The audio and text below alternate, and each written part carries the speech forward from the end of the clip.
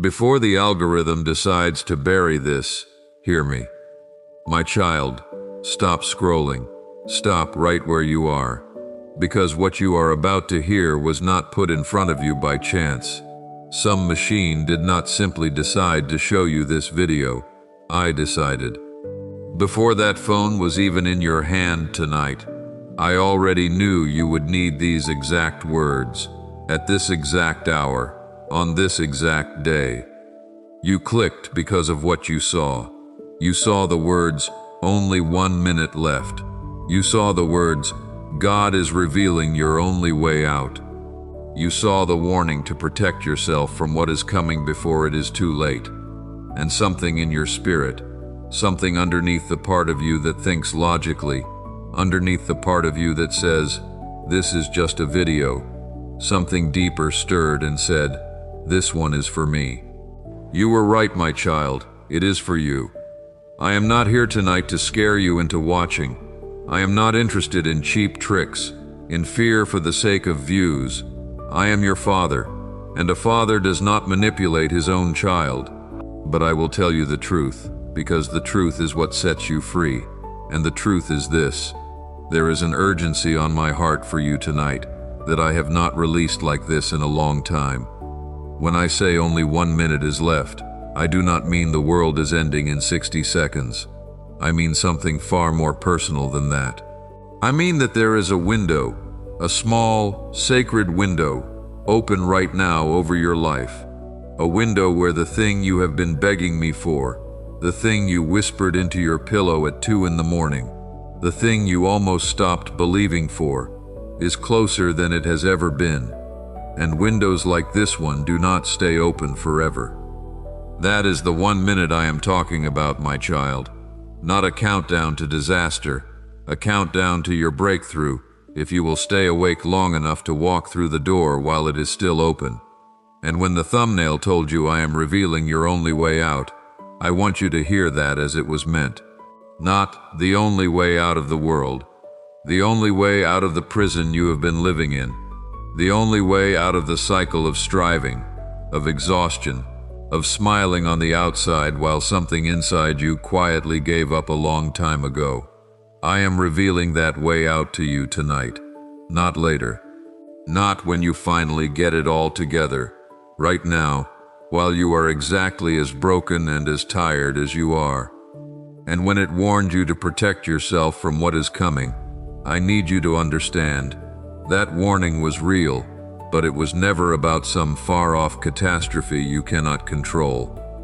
It was about the enemy's plan to keep you distracted for the next 20 minutes, so you never hear the rest of what I am about to say to you. That is what is coming for you tonight, my child. A distraction, a phone call, a notification, a sudden urge to close this tab.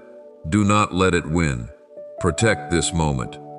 Protect your attention, because what I am about to give you, you cannot get anywhere else. I know you are tired. I know you almost did not click on this tonight. I know there is a version of you sitting there right now with your arms crossed, saying, "I have heard messages like this before, and nothing changed." I hear that thought. I am not offended by it. But stay with me anyway, because this is not going to be like the others. There is something I have been keeping from you, something I have wanted to say to you for longer than you know, and I am not going to rush to it. I am going to walk you there slowly, the way a father walks beside a child who is learning to trust their own 2 feet again. But I promise you, before this message ends, I will tell you what it is. Do not leave before I do. My child, I know your name. I knew it before your mother did. I have counted every hair that has fallen out from stress this year. I have counted every night you laid in that bed and stared at the ceiling doing math you should not have had to do. Bills, decisions, whether you made the right choice 5 years ago, whether it is too late to change course now. I was not sleeping either. I was there. I am always there. You feel like you are running out of time. That is why the words, "Only 1 minute left," reached into your chest tonight and pulled you in. Maybe it is your health. Maybe it is your marriage. Maybe it is a dream you buried so deep you told yourself you never had it. Maybe it is simply the sense that life is passing you by while you stand still, waiting for permission to move that nobody is ever going to give you but me. Here is what I need you to know before we go any further. The clock you are afraid of is not the clock I operate on. Man measures time in seconds and regrets. I measure time in seasons and purpose. What looks like your last minute may actually be your first minute, the first minute of the rest of what I am building in you. But my child, I will not lie to you and tell you there is no urgency at all. There is, because the enemy of your soul has heard the plans I have for you, and he does not want you to wake up before those plans come to pass. He would rather you fall asleep tonight the same way you fell asleep last night, anxious, numb, scrolling past the very voice that could have changed everything. That is the worst the title warned you about. Not fire from the sky, the quiet tragedy of a life that never woke up to what I was saying. So hear me now, while the window is still open. I want to tell you about a man I met a long time ago, sitting on the side of a dusty road, who did not even know that his own 1 minute had already arrived. His name is not recorded by the world, only by heaven, but Scripture calls him the man born blind. John chapter 9. He had never seen a sunrise, never seen his own mother's face. Every single day of his life, he sat where people put him, and he begged, because that was the only life anyone believed was possible for someone like him. The religious people walked past him and argued about whose fault his condition was, his sin or his parents' sin, as if his entire existence was just a theological puzzle to solve, rather than a man with a soul who was still breathing, still hoping, still waiting even when hope made no logical sense. And then I walked by. I did not walk by to debate whose fault it was. I walked by to do something about it. I knelt down. I made mud with my own hands and the dirt of the very ground he had been begging on for years, and I put it on his eyes, and I told him to go wash in the pool of Siloam. My child, do you understand what I am telling you? The very ground of his suffering, the same dust he had sat in every single humiliating day, became the material I used for his miracle. What the enemy meant to be the site of his shame, I turned into the site of his healing. That man did not ask me for a philosophy lesson.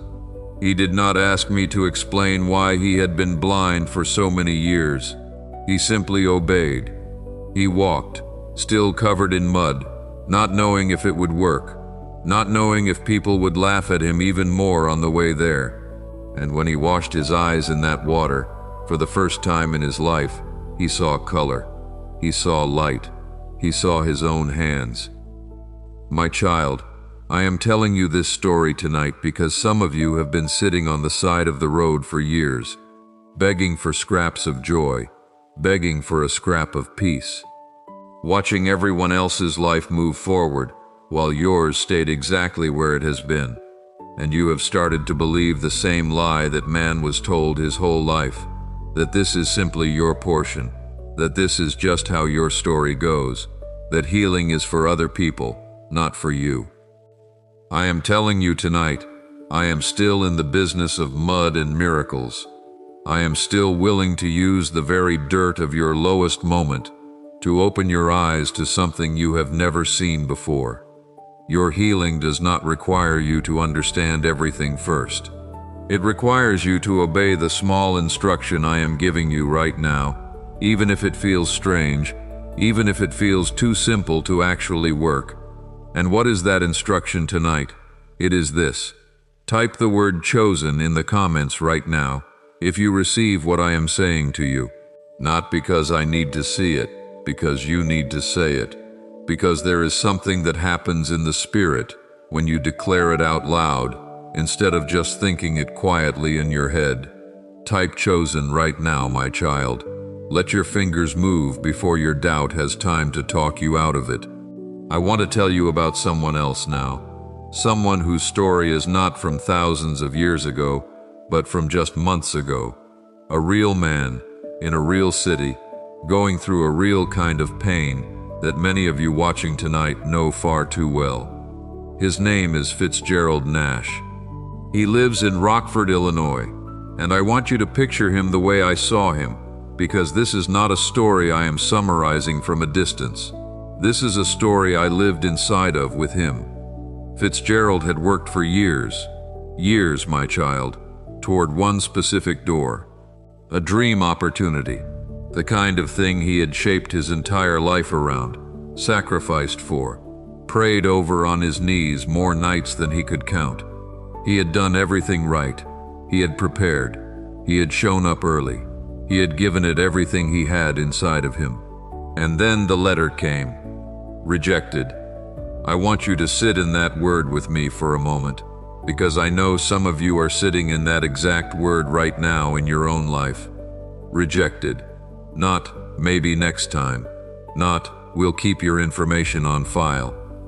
A door slammed, with his name still echoing in the hallway on the other side of it. Fitzgerald told me, and I heard every word even before he said it out loud, that he sat in his car in the parking lot after reading that letter, and he could not make himself turn the key. He just sat there, hands on the wheel, staring straight ahead at nothing. He told me later that in that moment he felt something break loose inside his chest, something he had been holding together for a long time. And it was not just about the rejection letter, it was about every disappointment before it. Every closed door stacked up on top of this one, until the weight of all of them together felt like more than his body could carry. He drove home that night in silence. He did not tell his family what had happened for almost a week, because he did not know how to say it without falling apart in front of the people who needed him to be strong. He lay awake at night.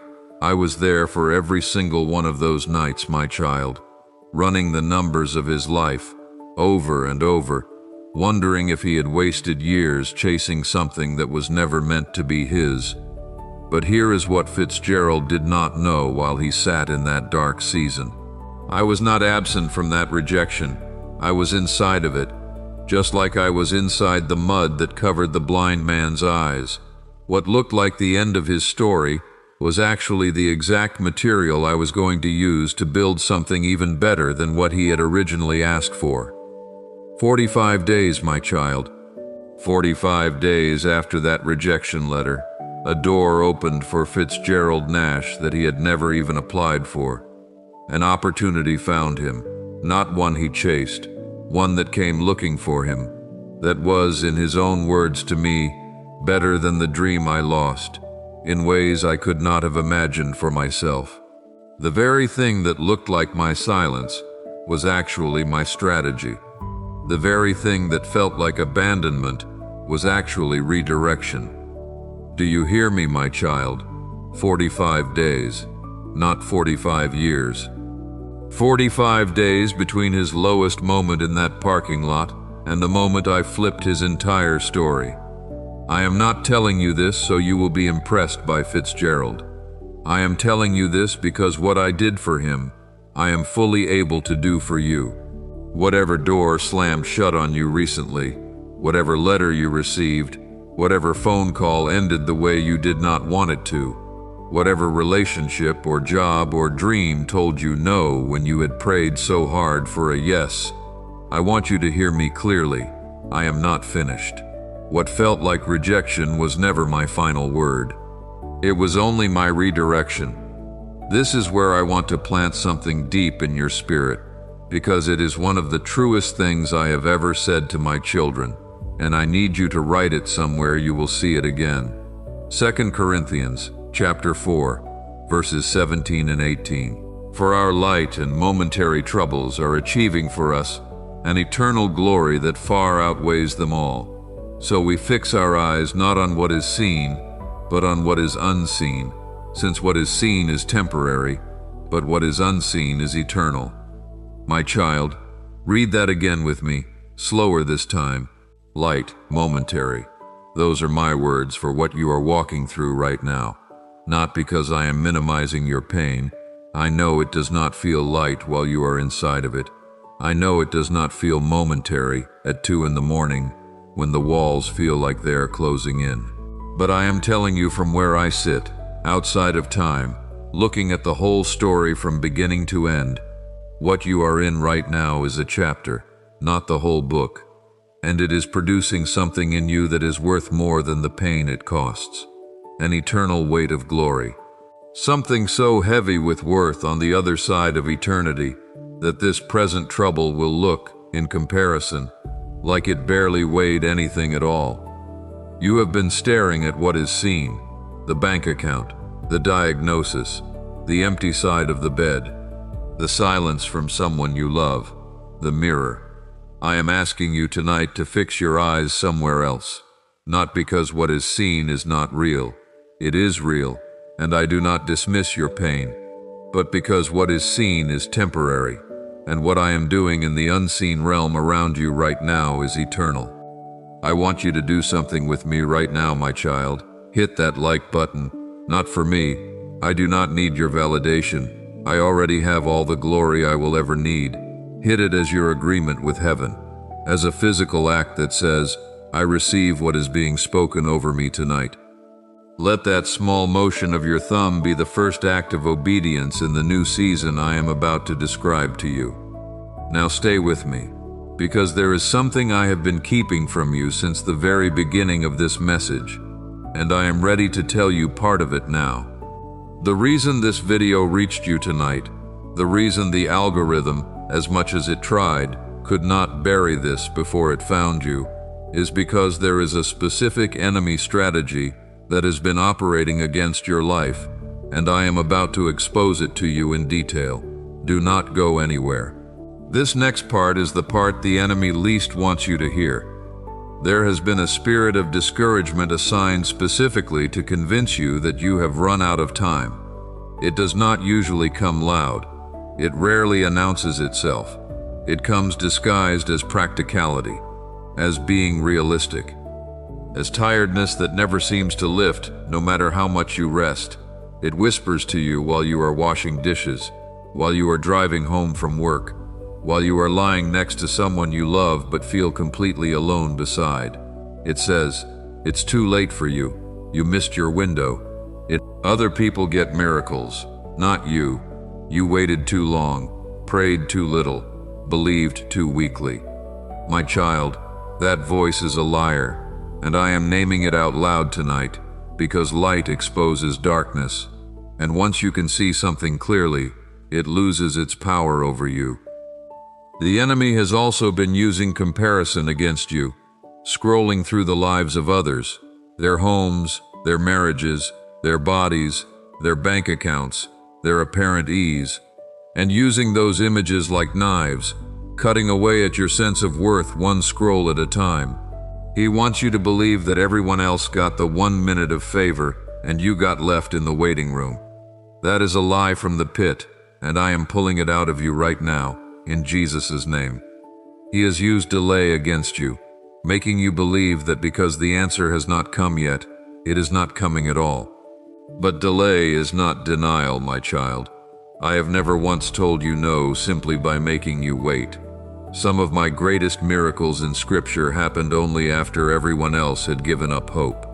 Lazarus was already 4 days in the tomb before I called him by name. The timing that looks like too late to human eyes is often exactly on time in mine. And he has used isolation, convincing you that no one would understand if you told them the truth about how hard this season has really been. So you have smiled through gatherings while quietly falling apart. You have said, I'm fine, so many times, it barely feels like a lie anymore. It just feels like a habit. My child, I see behind that smile. I have always seen behind it, and I am not asking you to perform for me the way you perform for everyone else. Come to me exactly as broken as you actually are tonight. Type the number 999 in the comments right now if you are ready to expose these lies in your own life and reject them once and for all. Do not just think it, type it. Let it be a marker, a moment you can look back on later and say, That was the night I stopped agreeing with the enemy's timeline and started agreeing with God's. Now, my child, come with me to a well in a place called Samaria, in the heat of the middle of the day, because there is a woman there I need you to meet, and her story is closer to yours than you might think. John chapter 4. She came to draw water at noon, not at dawn, when the other women came, cool and together, laughing, sharing news. She came alone, in the harshest heat of the day, because she had learned that solitude hurt less than the judgment in other women's eyes. 5 husbands had come and gone from her life. The man she was with now was not even her husband. Everyone in that town knew her story, or thought they did, and they had reduced her entire existence down to her worst chapters. She was not looking for me that day. She was just trying to survive the errand without being seen. But I was sitting at that well before she ever arrived, because I already knew this was the day her 1 minute had come. I asked her for a drink of water, and in that single request, I did something the religious culture of that day said should not even happen. A Jewish man speaking directly to a Samaritan woman, alone, in public. I broke every social rule that existed to reach the one person everyone else had decided to walk past. My child, do you feel that? Do you understand what I am telling you? I did not wait for her to clean herself up first. I did not wait for her to fix her marriage history, correct her theology, or arrive with the right words. I met her exactly where she was, in the middle of the ordinariness and shame of her actual daily life, and I offered her something no man, no relationship, no well of water ever could, living water that would become in her a spring welling up to eternal life.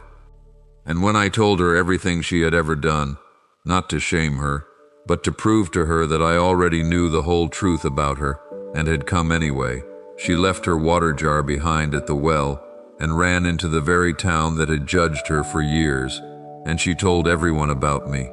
The woman who used to sneak to the well at noon to avoid people became the very first evangelist to an entire town. The one everyone else had written off became the one I used to bring a whole city to living water. My child, this is what I have been building toward this entire time. This is what I meant when I said, at the very beginning of this message, that God is revealing your only way out. Your way out is not a plan you engineer on your own. It is not a 5-step program or a new job or a new relationship, though I may use any of those things. Your way out is an encounter with me at your own personal well, in the middle of your ordinary day, in the middle of your shame, in the middle of the hour you thought no one, not even I, would show up. I am not waiting for you to get respectable first. I am not waiting for your past to look cleaner before I sit down at your well and speak to you. I am here now, in the noon heat of whatever season you are walking through, offering you water that will finally satisfy the thirst that nothing else in your life has ever been able to touch. Stay with me, my child. Do not go anywhere yet. Because what happened next in that woman's story, what happened to an entire town because one woman decided to run back with her testimony instead of hiding in shame, is only the beginning of what I want to show you tonight about someone very much like her, someone living right now, whose midlife turning point looks almost identical to what happened at that well. There is something I have been keeping from you about this next part, and I promise you, when I reveal it, you are going to understand exactly why this message found you tonight, and not some other night. Do not close this. Do not scroll away. What comes next is the part where I show you exactly what I meant by only 1 minute left, and it is not a warning of doom. It is a promise of arrival. Stay with me. Her name is Deja Whitfield, and she lives in Flint, Michigan.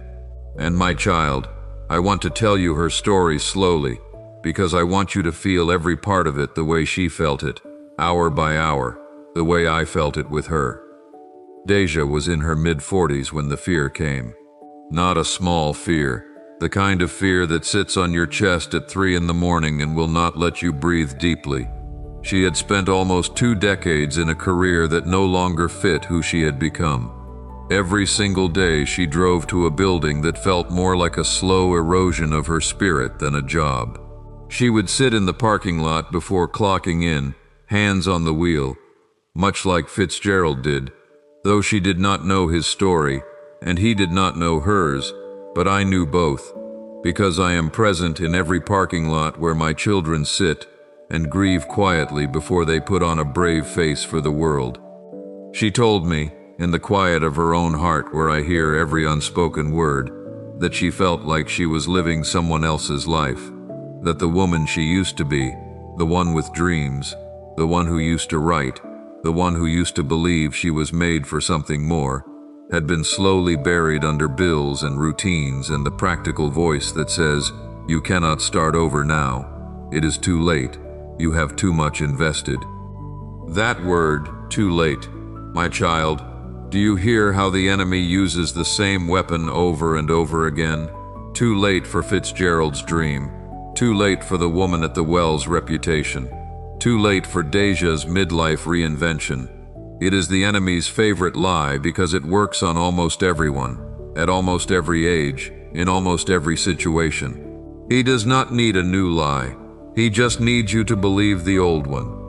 Deja was 46 years old when she finally admitted to herself, in the middle of a Tuesday afternoon, sitting in her car in that same parking lot, that she was terrified, not of failing at something new, but of staying exactly where she was for another 20 years and never even trying. She told me that fear felt heavier than any fear she had carried in her whole life, because it was not the fear of the unknown. It was the fear of knowing exactly how the rest of her story would go if nothing changed. She began to pray differently after that Tuesday. Not polite prayers, desperate ones. The kind where you stop worrying about saying the right words and just tell me the truth. God, I don't know if I have the courage to change anything at this point in my life. I don't know if it's even wise. I don't know if I'm too old, too tired, too far behind everyone else who took this leap 20 years ago. But I can't keep living like this. My child, I want you to know something. That prayer, messy, unpolished, half-doubting itself even as she prayed it, was one of the most beautiful prayers I heard that entire week, because it was honest. I am not moved by perfect theology. I am moved by an honest heart. Over the next 4 weeks, I began to move in Deja's life in ways she could not have orchestrated herself. A conversation with an old friend she had not spoken to in years, who happened to mention an opening in a completely different field, something aligned with the very gifts Deja thought she had buried for good. A small, almost insignificant comment from her daughter one evening at dinner, saying, "Mom, you always light up when you talk about that. Why don't you do that instead?" Words spoken so casually, and yet I had ordained that exact sentence to be spoken at that exact table on that exact night, because I knew Deja needed to hear it from someone she trusted more than she trusted herself. 4 weeks, my child. 4 weeks from the day she sat in that parking lot, admitting her fear out loud to me, to the day she handed in her notice and stepped, trembling, into the career change she had been aching for since she was in her 20s. She told me later that the morning she walked into her new position for the first time, she sat in her car beforehand, that same familiar seat, that same steering wheel under her hands. But this time the tears that came were not tears of dread. They were tears of disbelief that I had actually done it, that I had actually met her in the middle of her midlife fear and walked her out the other side. My child, this is what I meant when I told you at the very beginning of this message that God is revealing your only way out. Do you remember that? Do you remember the promise on the thumbnail that made you stop scrolling? God is revealing your only way out. This is what it means. It does not always mean a way out of your circumstances immediately. Sometimes it means a way out of the fear that has kept you frozen inside those circumstances for years. Deja's circumstances did not change in that parking lot. Her heart did. And once her heart changed, everything else followed within a matter of weeks. This is also what I meant by only 1 minute left. Deja had spent almost 20 years believing her window for change had already closed. 20 years of telling herself, maybe when I was younger, or maybe if I had done things differently. And then, in one single Tuesday afternoon prayer, everything shifted, because the window I had for her had never actually closed. It had only been waiting for her to stop believing the lie that it had. My child, God's love for you is deep and unwavering. Always remember that you are His beloved child, because I know exactly what you are thinking right now. You are thinking, that's a nice story, but I am too far along in my own situation for that kind of turnaround. I want you to know I heard that thought the moment it crossed your mind, and I am answering it directly. It is never too late for me to move on your behalf. Not at 46, not at 56, not at 66. Age is a human measurement. I do not operate by human measurements. I operate by readiness of heart, and yours is more ready tonight than you realize, simply because you are still here, still listening, still hoping enough to not have turned this off yet.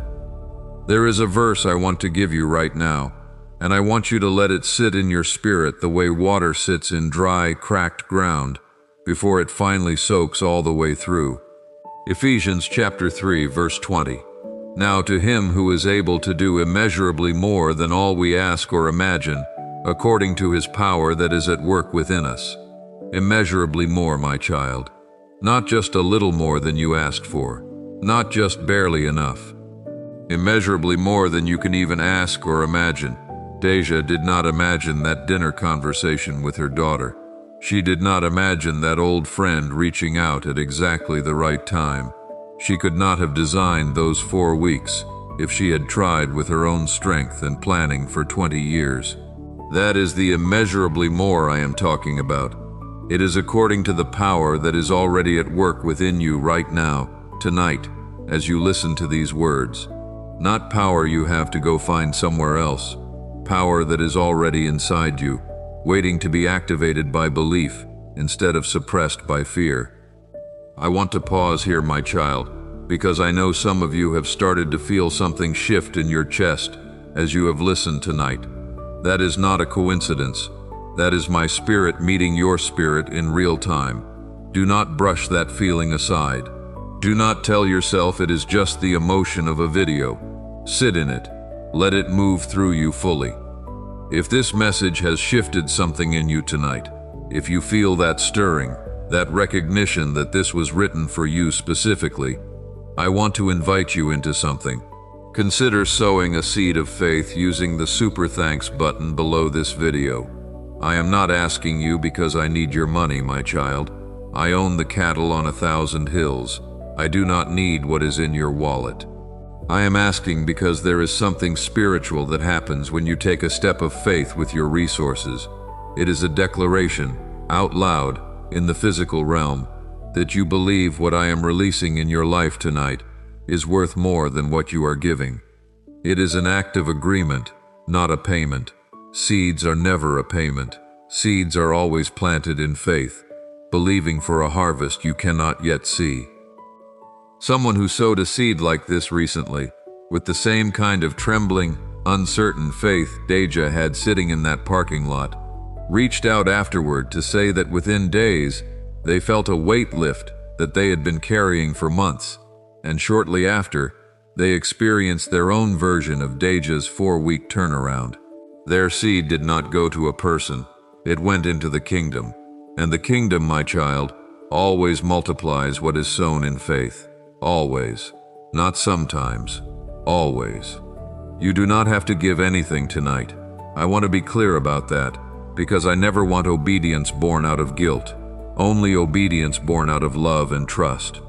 But if your spirit is nudging you right now, even slightly, that nudge is me, And obedience to that nudge has unlocked the next level for so many of my people who almost talk themselves out of listening to it. Now, my child, share this message with one person that just came to your mind. Do not overthink it. A name is surfacing in your heart right now, even as I say this. Someone who needs exactly what you have just heard. Send it to them.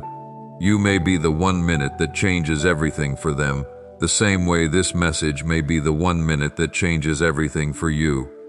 Type the words "new season" in the comments right now if you believe what I am saying tonight applies directly to you. Let it be your declaration.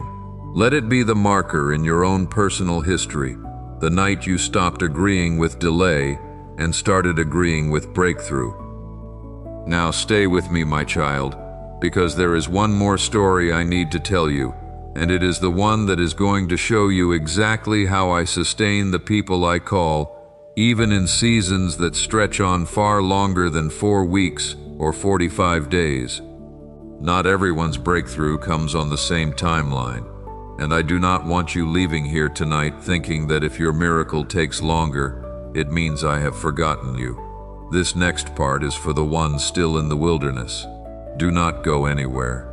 1 Kings chapter 17. There was a famine across the entire land, the kind of famine that made even strong men afraid for their lives. And I told the prophet Elijah to go hide by the brook Cherith, east of the Jordan. I told him, "You will drink from the brook, and I have directed the ravens to feed you there." My child, think about how strange that must have sounded to Elijah in that moment. Ravens, scavenger birds, not doves, not eagles, not some majestic, dignified creature you would expect a prophet of God to be fed by. Ravens, birds known in that culture for taking things, not for giving them. And yet every single morning and every single evening, those ravens brought Elijah bread and meat, exactly enough, exactly on time, for as long as he needed it by that brook. I did not send Elijah a truckload of supplies all at once. I did not solve his entire famine problem in a single afternoon. I fed him 1 day at a time, through an unlikely source, in an unlikely place, for as long as the season required. And when the brook finally dried up, because even the provision I give sometimes runs its natural course, I did not abandon him there. I simply moved him to the next place I already had prepared, to a widow in Zarephath, where the provision continued in a completely different form. My child, I am telling you this story because I know there is someone watching tonight whose dream did not come back in 45 days, whose fear did not resolve in 4 weeks, whose situation has stretched on for months, maybe years, and every single day you have had to get up and find some way to keep going, some way to be fed, even though the source of your provision does not look like what you expected it to look like. I want you to meet someone whose story is unfolding right now, in real time, the same way Elijah's was by that brook. His name is Hosea Delacroix, and he lives in Anchorage, Alaska. Hosea is a creative, a man who carries something inside of him that he was clearly made to bring into the world, a project, a vision, something that had been forming in his spirit for a long time. But somewhere along the way, discouragement did what discouragement does best. A rejection here, a silence there. Someone he trusted dismissing the value of what he was building. A season of financial strain that made the project feel like a luxury he could no longer justify. And slowly, quietly, without ever announcing it out loud, Hosea abandoned it. He put it away in a drawer, both literally and in his heart, and told himself it was never going to happen anyway. I want you to picture him, my child, the way I see him even now. Late at night, in that Alaskan darkness that stretches on for so many hours in certain seasons, sitting with the weight of something unfinished pressing on his chest, not the sharp pain of a single crisis, but the dull, constant ache of a dream he still loves but has stopped believing he has the right to pursue. He told me, in prayers he thought were too quiet for anyone to notice, God, I don't even know if this was ever really from you, or if I just made it up because I wanted it to be true. My child, I heard every one of those prayers, and I want to tell you something about Hosea's story that I have not told you yet. It is still unfolding. I have not given you a neat 45-day resolution or a tidy 4-week turnaround, because his breakthrough is not finished being written. Right now, tonight, as this message reaches you, Hosea is in the Brook Cherith season of his story. He has begun, in small, almost unnoticeable ways, to pick that project back up.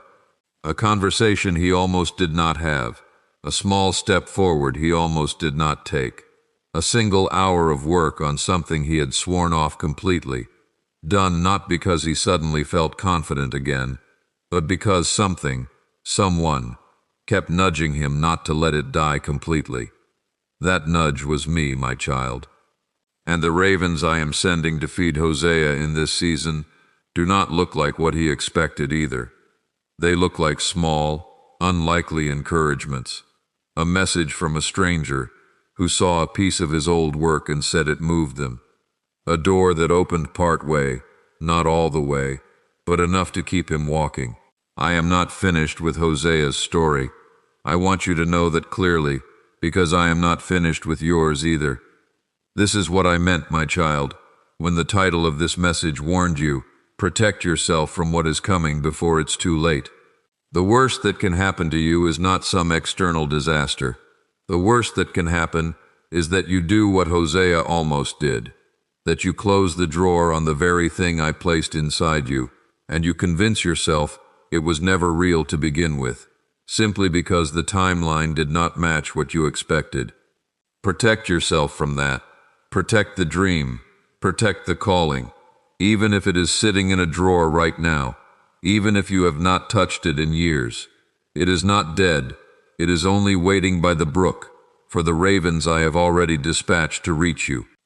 There is a verse that belongs to Hosea's story, and it belongs to yours too if you are in an unfinished season tonight.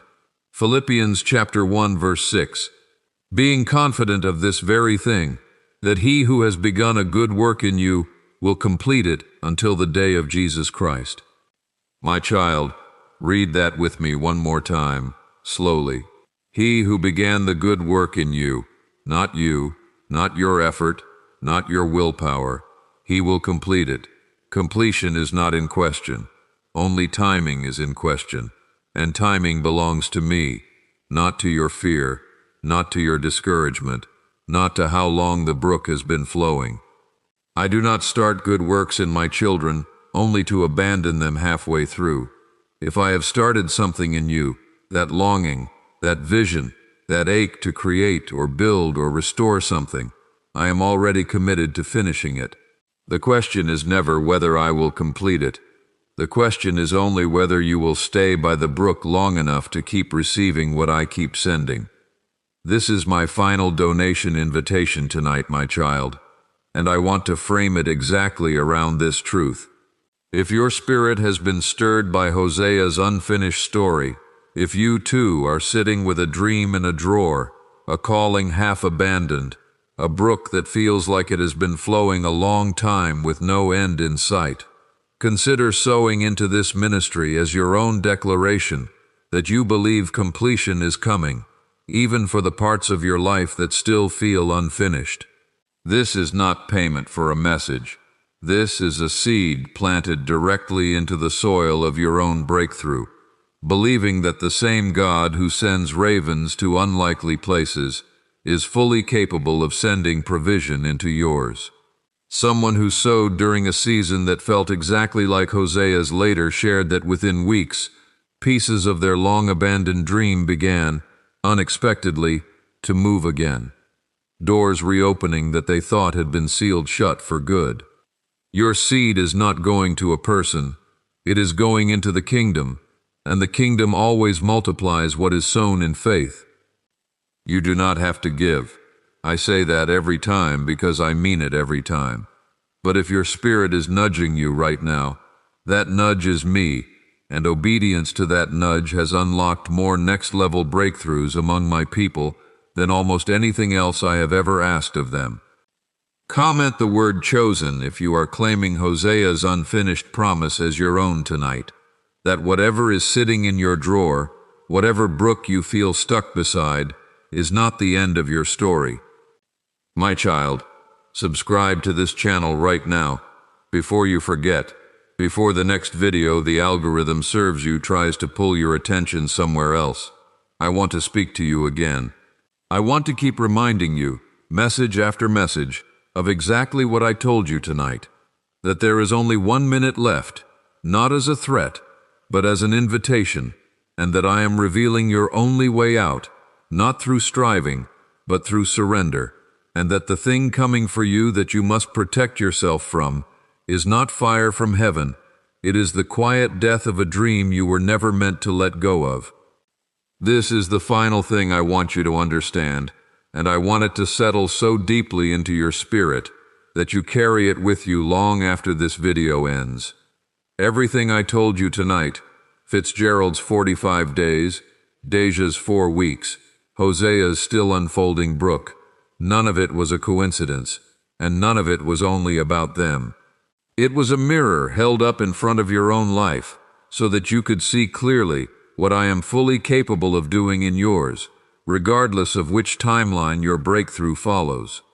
The 1 minute the world warned you about on that thumbnail was never a countdown to disaster. It was a countdown to this exact moment, the moment you finally believed me again. And the only way out that heaven promised to reveal to you was never a shortcut around your pain. It was a person. It has always been me, sitting at your well, kneeling in your dust, sending ravens to your brook, patiently waiting for you to stop running, and finally let me finish what I started in you. Type New Season 1 final time in the comments, my child, and then close your eyes for just a moment after you do, and let me speak directly to your spirit in the silence that follows. You are not who you were 3 minutes ago. Something shifted in you while you listened tonight, whether you can name it yet or not. The version of you who clicked on this video, exhausted, doubting, half convinced your window had already closed, that version is not the one closing this tab right now. I have already begun the good work. I have already sent the ravens. I have already made the mud and knelt beside you at the well. Go now, my child, and live like someone who knows their father has never once lost track of the time. Go in peace, go in faith, and know, without a shadow of doubt, that I am not finished with you yet.